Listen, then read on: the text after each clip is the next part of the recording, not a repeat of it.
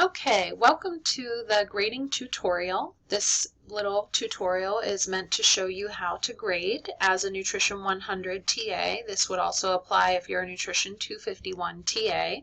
It's a general tutorial to explain how to use drop boxes and how to access student submissions, rubrics, etc. And as a TA, that will be a vital part of your role. We'll also talk about a couple of other things like how to enter zeros into the grade book and also how to enter in-class activity points, which are actually both one and the same in terms of the steps how to do it. So let's start with looking at grading from a drop box. So if we're using Nutrition 100 as an example, which I am here in the screencast, you can see the lessons page and all of the different project folders for the different homeworks and projects they'll do, like diet analysis, practice your skills, weight of the nation response. Despite what assignment you're working on, this process will be the same because we use Dropbox submission for all of them. So I'll just use a practice your skills assignment for an example. So let's go ahead and click there.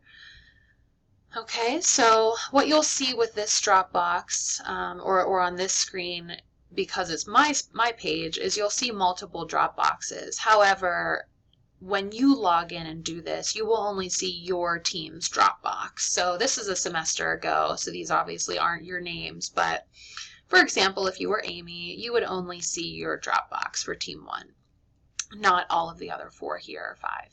So simply click on the Dropbox, and then this is what you'll see next, and you can kind of scroll down and see all of the different submissions here from each student.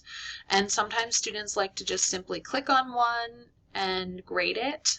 I also wanted to show you another way of seeing the submissions, which I prefer. You may not, but it does keep them a little more organized and easier to view. So if you click on this submissions link right under the heading of the Dropbox, and then click on view, grade, or delete submissions, you'll be able to see them in a little more of a condensed, organized way.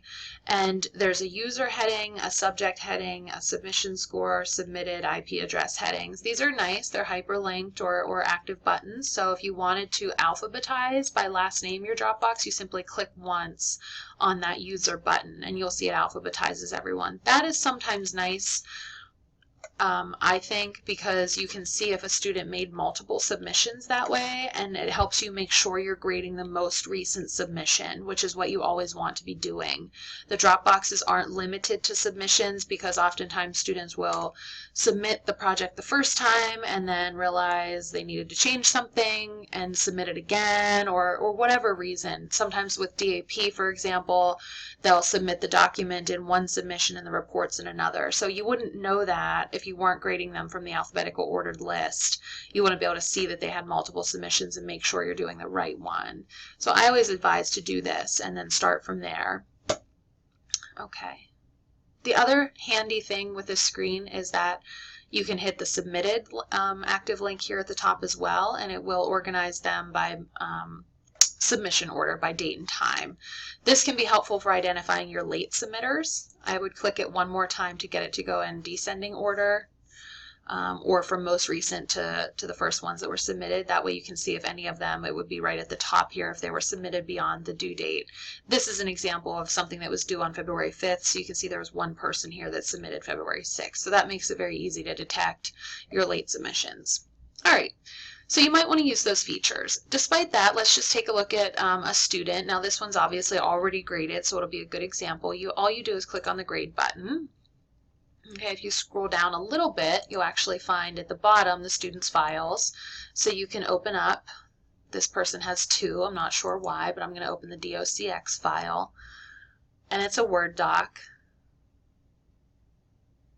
Okay, while we're waiting for that to open, I'll just kind of familiarize you with everything else you see here. At the top is the grade, which actually gets entered by using the rubric. So if you click on that rubric there, this is a very basic rubric, and you're simply grading the assignment based on the rubric. So you want to familiarize yourself with the worksheet and the rubric, and it's very basic criteria. Completion of the practical part of the assignment. If they've completely done it, it's free of typos, mistakes, spelling errors, etc., we would give them 5 points. If you felt, well, one or more sections was not complete, something was missing, they gave a one-word answer where we asked for a paragraph, you notice spelling errors, you could give them a 2. But you can see that these are just point and click to assign levels of achievement on this rubric. And then with Practice Your Skills, there's a completion of an analysis thinking, critical thinking portion. Again, if it's not attempted, it's a 0. If it's partially incomplete in some way or littered with typos or mistakes, a 2.5, or if it's well done, a 5. So you can just point and click. So you can see how this is very easy. If at any point in time using your judgment you think, well, I don't want to give them a 5, it's not perfect, but 2.5, points for completion of the practical part seems a little too harsh, you can come over here to the drop box and say, well, I'm going to give a 4, and it will record that, and you can see the total points is 9 now. I ask that you use your judgment on this and use your judgment consistently if you're going to do it. Okay, I'm not going to save this because this is already done, but you would normally hit save, and when you do so, it would record the score in the grade space here.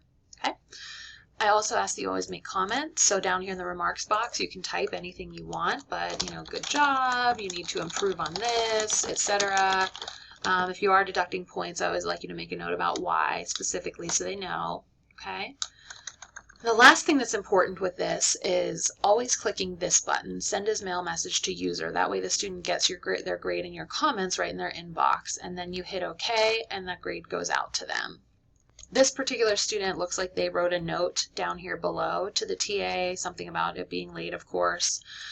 Sometimes you'll see that, but there isn't a whole lot you really need to do other than note that this is where the files are. Okay. So every assignment's a little bit different. I ask that you familiarize yourself with the different projects and homeworks by looking at the grading rubrics, looking at what I'm looking for, and then if you have questions while you're going through, please ask. And then I might have done that too quickly. Once you're done grading, you can click the submissions button here again. It'll take you back to your list. Unfortunately, you do have to re-alphabetize every time. Okay. All right. That's it for grading from a Dropbox. These grades are automatically linked to the gradebook and will go in. Please remember to send your team an email letting them know when grading has been completed, and if they have any questions, to contact you directly. One other thing I want to show you relates to knowing how to enter zeros and in-class activity points. Once you've graded, for example, all of your Practice Your Skills 1 projects, you want to then go to the Manage tab, go to the gradebook, and click on By Assignment and select that assignment. I was using Practice Your Skills 1 as example, hit go, and anyone that's in this list, which you can see is quite long, there was 300 students that time, that doesn't have a score and your comments didn't have a submission. So please go down through and put a 0 in. Let's use this as an example right here. This student had a 0 or had no submission, so we would enter a 0. If you simply click outside, it'll put the check mark in, scroll to the bottom, hit Save Changes. So you want to put zeros in for anyone that's on your paper roster that does not have a score from you from that project. Okay, the process here is actually the same. Let's move to talking about in-class activity points. You do the same exact steps, starting with clicking on the Manage tab, Gradebook, By Assignment, and then simply scroll down. And you can see there's an extra credit for every date that we have a class. These dates will be different every time, but you simply select the assignment and the date that we want to enter points for, hit go. And you can go down and just simply enter, a 1 that's already done, but you can enter 1 for each student. Every time you click outside that box, it'll check mark it. And then when you're done, you want to scroll down to, of course, Save Changes. Okay? And remember, you all will be entering some of each in-class activity. So you may only have some. You're not going to be able to enter zeros for this because you won't know what your counterpart TAs are entering for. So I'll take care of that at a later time. Okay, I was just checking my list. I think that's it. We've covered how to use the drop boxes for grading, grading student submissions. We've covered how to enter in-class activity points and how to enter zeros for projects and homeworks that you have no student submission for. If at any time you have questions, please ask. Thank you.